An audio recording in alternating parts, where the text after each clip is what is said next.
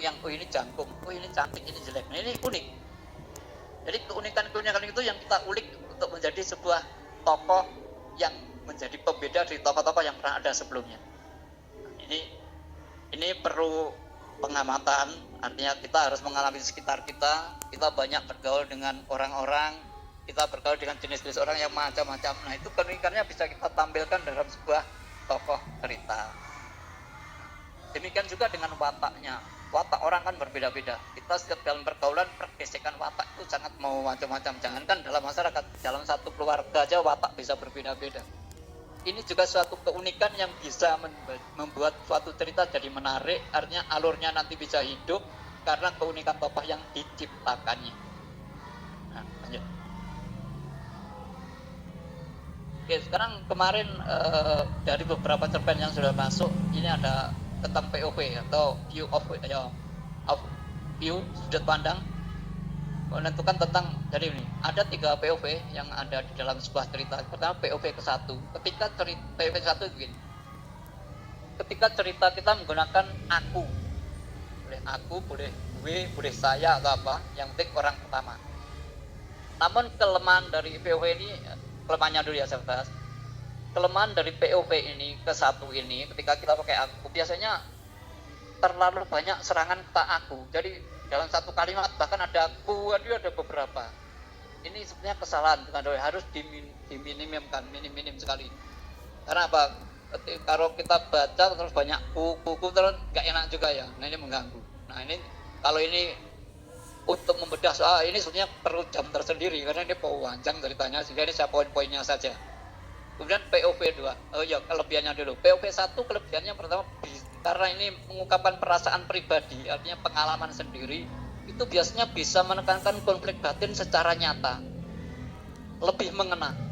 Jadi ketika misalkan batinnya sangat sedih, maka dia akan bisa menggambarkan kesedihan itu sehingga membuat pembacanya ikut sedih. Ini kelebihan POV 1 seperti itu, kuat ketika menggambarkan konflik batin dari tokohnya.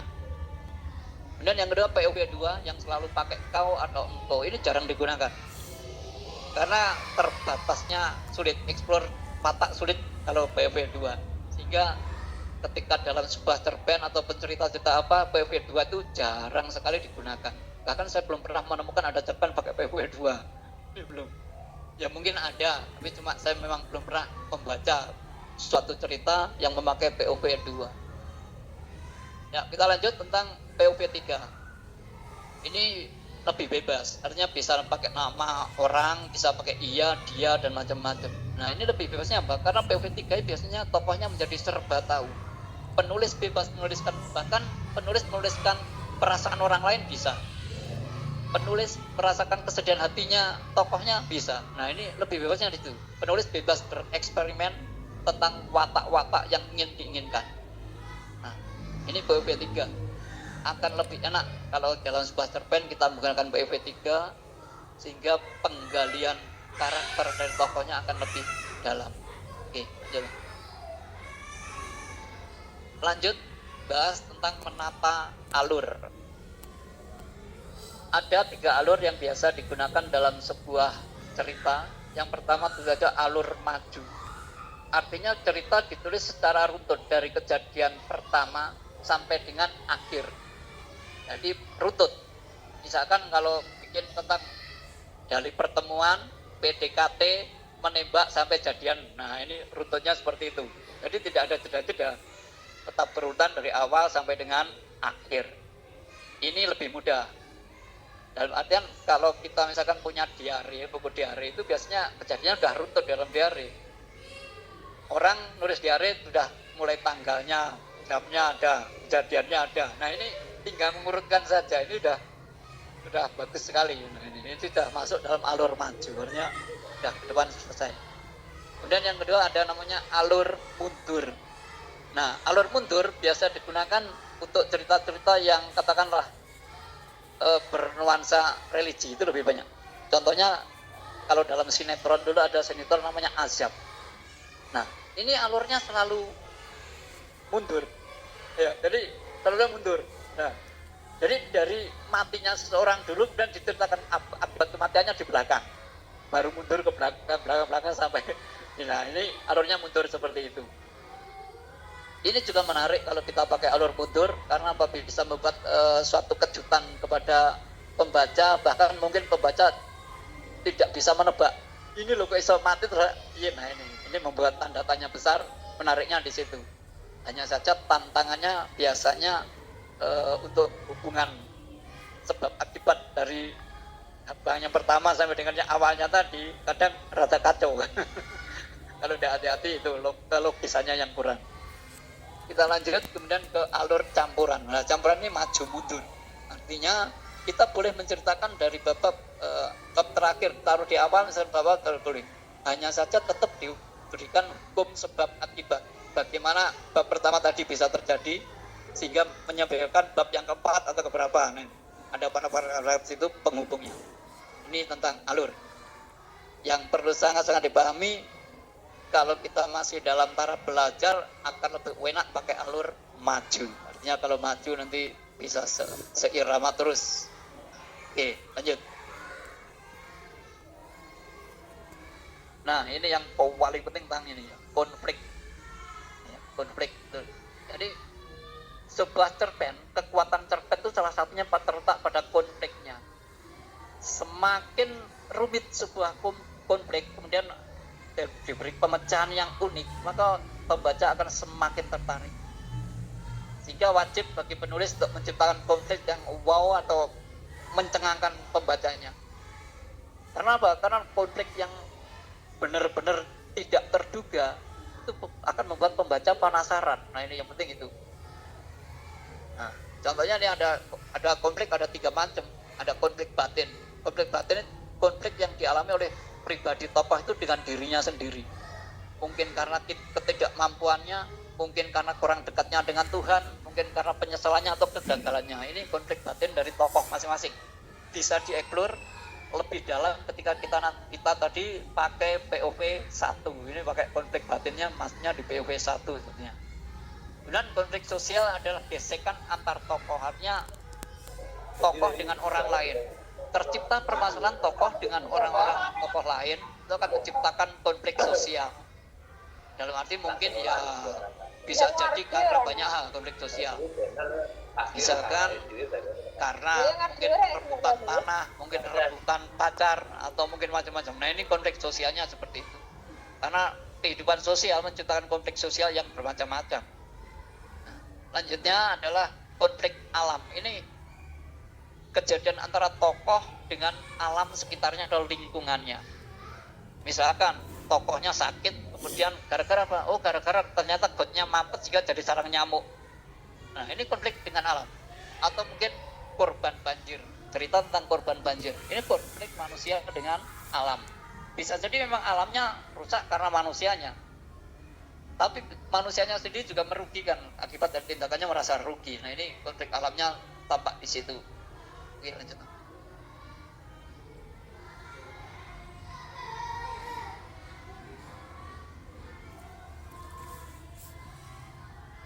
Oke, kita bahas opening atau pembuka ya. Jadi opening atau pembuka. Ini sengaja setiap slide saya berikan sisipan cerpen saya sudah terbit di media, itu sebenarnya untuk contohnya nanti ada itu. Nah, opening yang baik, ini opening, pembuka yang baik adalah yang mampu menciptakan rasa penasaran dari pembacanya. Yang pertama biasanya orang membaca judul ya, judulnya. Oh, judul. Kalau saya enggak, judul itu biasanya saya baca terakhir. Karena judul bisa diciptakan terakhir kali. Jadi yang pertama adalah konflik, ini opening. Nah, opening sebuah cerpen bisa supaya menarik itu bisa diawali dengan langsung konfliknya di depan. Ya, konflik di depan ya. Jadi konfliknya yang seharusnya di tengah taruh di depan bacaan di paling awal. Itu akan menarik minat baca. Kemudian bisa juga dialog. Nanti di bawah akan ada contoh-contohnya dialog. Nah, dialog yang dijadikan opening sebaiknya dialog yang paling mengesankan dari sebuah cerita. Nah, kalau nggak dialog bisa juga quote. Quote itu bisa dijadikan, misalkan quote-nya sangat menarik yang membuat orang terkesan, itu bisa menjadi opening sebuah cerita. Kemudian juga bisa narasi. Kalau narasi kebanyakan itu biasanya yang dipakai sebagai opening itu narasi yang kata-katanya itu biasanya puitis, nah itu ya, kata-kata puitis itu biasanya taruh di depan. Tujuannya apa? Orang senang baca. Kalau orang senang membaca openingnya otomatis akan meneruskan membaca sampai tamat. Nah ini yang penting itu. Ya lanjut. Nah ini contoh openingnya nih. Yang pertama opening dengan dialog yang saya katakan pertama ini. Saya contohkan dari cerpen saya yang berjudul Akar Kawantah. Makam Bung Karno hilang, makam Bung Karno hilang, teriak para pedagang di sekitar area pemakaman. Dengan membaca dialog, petikan dialog ini, otomatis orang berpikir, bagaimana mungkin makam kok hilang? Sudah menimbulkan tanda tanya, menimbulkan penasaran, sehingga orang apa? Orang akan melanjutkan baca sampai akhir. Ini tujuan kita memang menjebak pembaca supaya mau melanjutkan membaca karya kita hingga selesai. Nah ini. Kemudian yang kedua, opening quote. Nah ini ya. Jika bagian terindah dari tidur adalah mimpi, maka bagian terindah dari hidup adalah mati.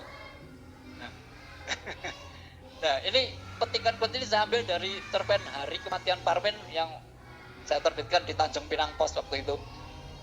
Nah, quote mendalam seperti ini, sekali baca orang akan tercengang, loh apa tuh, nah, kok seperti ini. Nah, ini kayak daya tarik yang sebetulnya bisa diciptakan secara santai-santai saja, tapi akibat atau efeknya kepada pembaca itu akan luar biasa.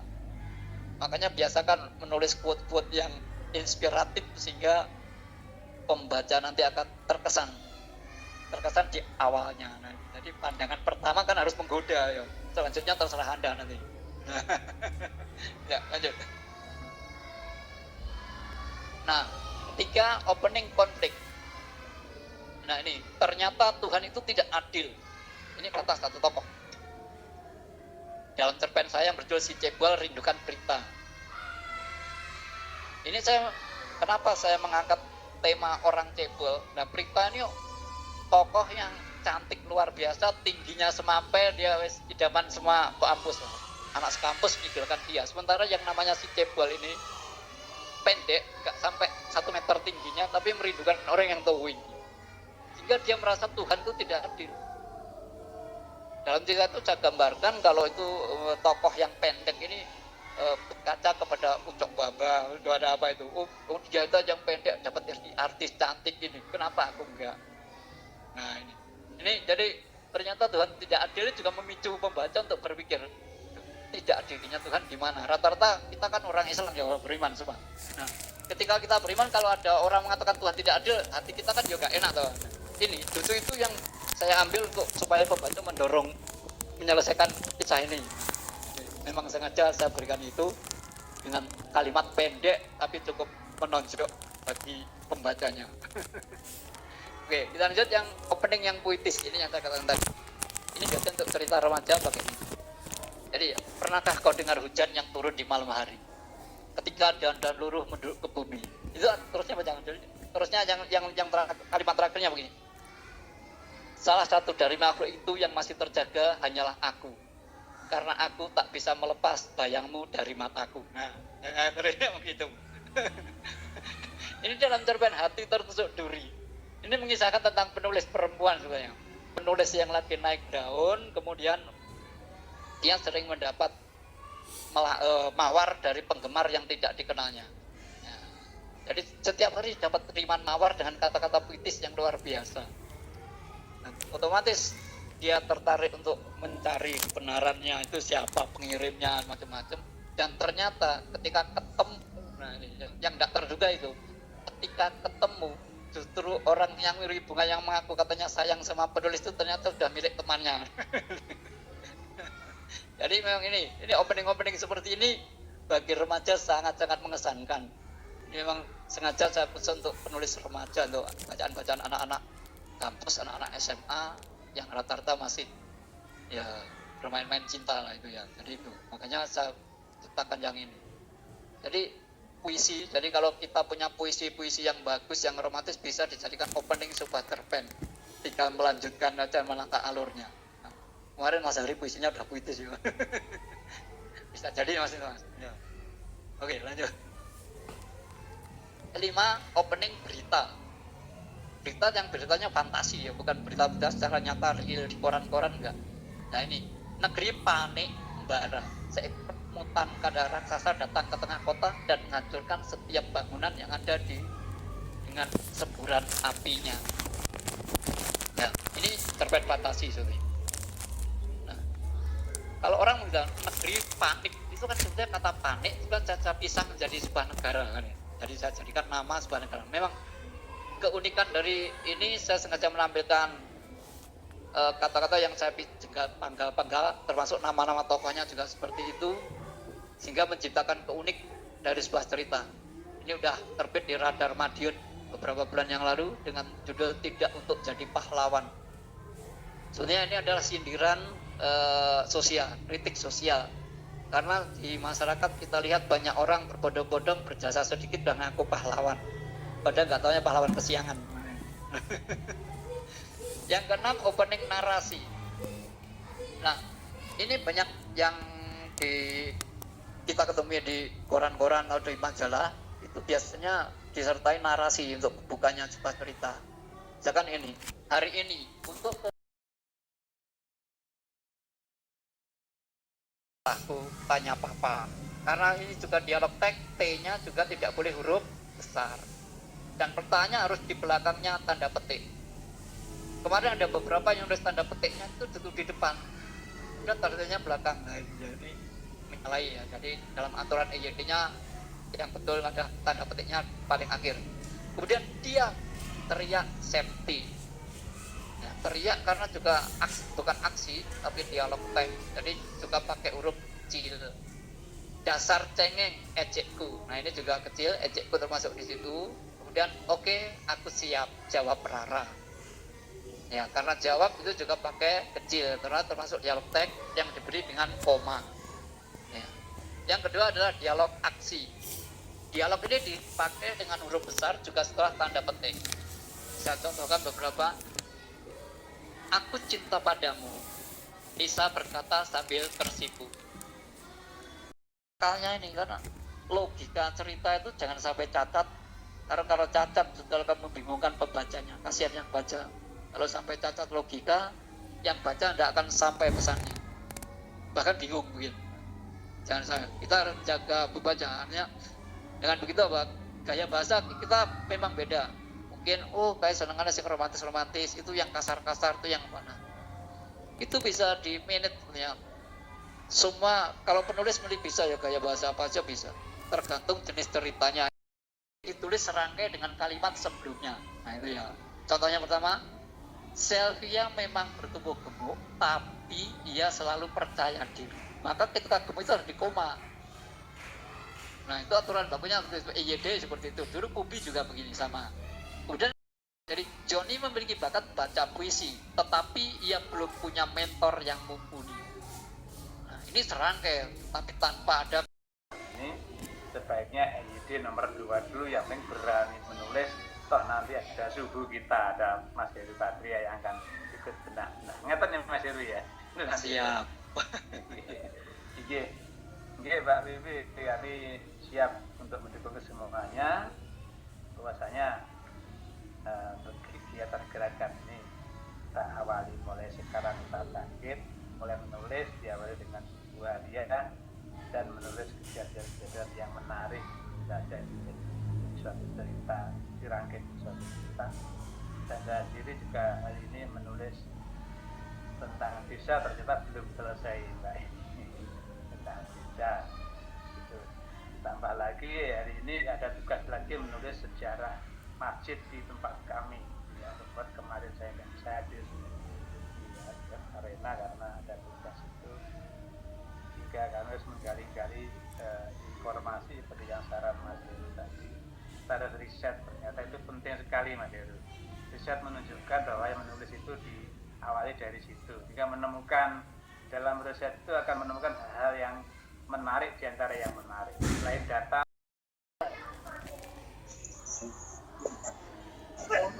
pengamal literasi.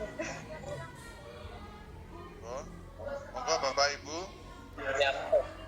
Salam literasi.